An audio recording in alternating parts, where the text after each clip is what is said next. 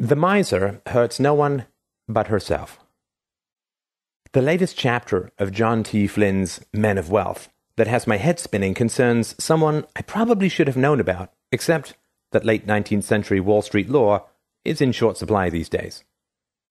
But thanks to Flynn, I now know all about Hetty Green, 1834 to 1916, whose weird and creepy life now haunts me to no end. She was the richest woman of the Gilded Age, and sometimes the richest person, having died with a solid $200 million. But she was a miser.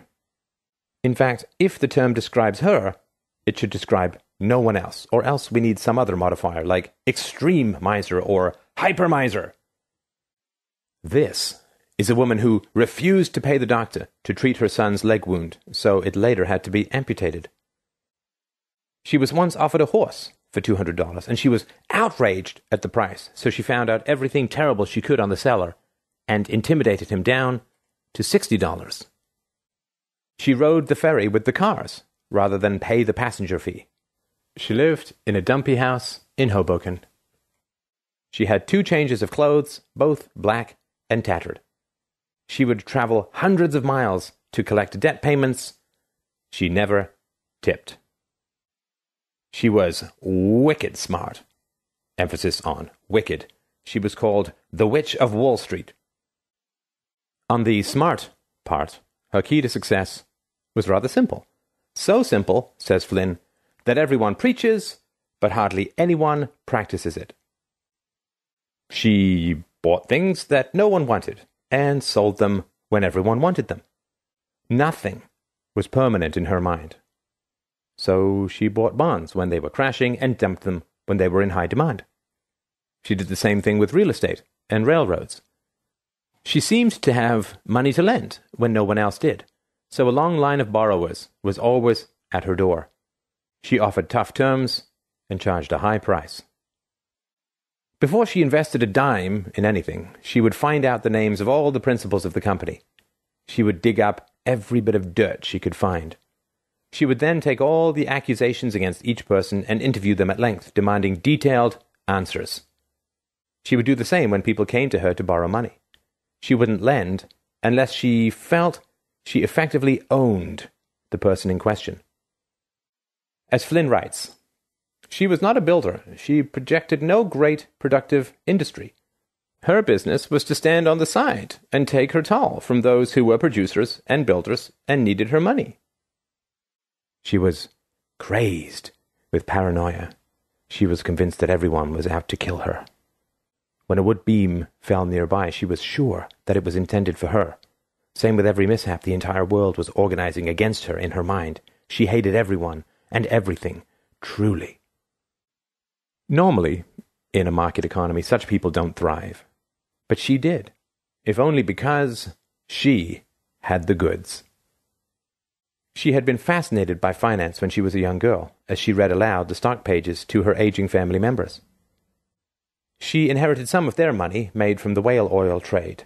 She turned that into an enormous financial empire, with which she did absolutely nothing except spend it on litigation. She loved the courtroom and sued many people. She insulted them in the courtroom with venomous comebacks and cruel words. She always lost. Did she love? Briefly, apparently.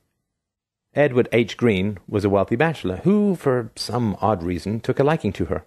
He wrote her a love letter and, on the same day, wrote a check for a cheap suit of clothes from a tailor. He inadvertently switched the letters so that Hetty got the letter intended for the tailor. She was so touched that he would spend so little on a suit that she agreed to marry him. Later, he lost all his money. She provided no help and let him languish in poverty the rest of his days. One good thing: she hated politicians. When they asked her railroad officials for free passes, she instructed the officials to hand them a card that read, Monday, thou shalt not pass. Numbers 20:18. Tuesday, suffer not a man to pass. Judges 3:28. Wednesday, the wicked shall pass no more. Nahum 1:15. Thursday, this generation shall not pass. Mark 8:30. Friday, by a perpetual decree it shall not pass. Jeremiah 5:22. Saturday, none shall pass. Isaiah 24:10. Sunday, so he paid the fare thereof, and went. Jonah 1:2. What became of her money? Part of the estate was divided up in 1,000 directions, owing to a complication in a family will. Part went to various family members. Nothing much came of any of it. What can we say about this miser? I think we can say that she did much good, despite her wickedness and despite her horrid ways. She lent money at a profit. She bought when no one was buying and sold when everyone was.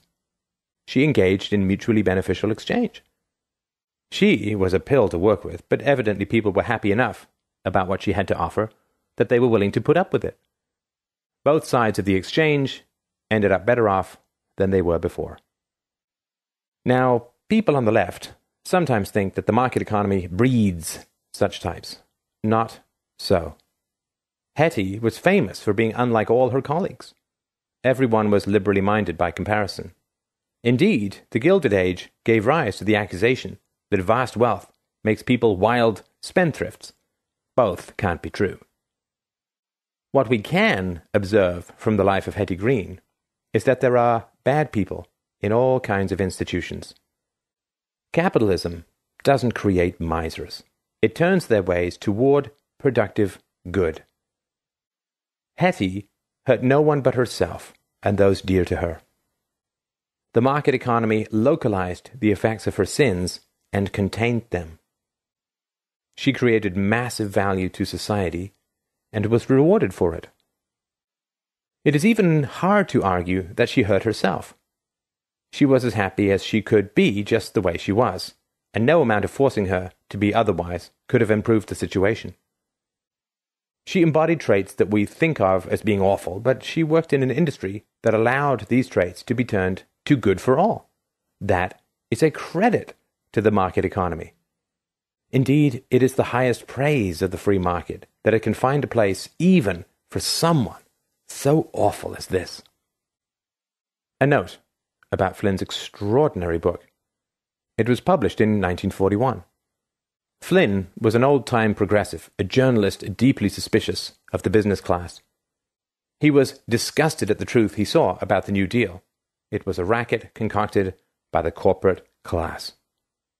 He turned against FDR. He was shocked to see that his fellow liberals did not follow suit. Then he opposed U.S. entry into World War II. I suppose this book was written during his period of sadness, as a way of investigating the complex relationship between government and business. He gradually came around to a full-blown embrace of the free market as the only means to check the power of the government-business combine. This is only one chapter. Every chapter is just as great. It is a phenomenal work, and it is a mystery to me that it seems to have been forgotten. Thank goodness this reprint is now available again.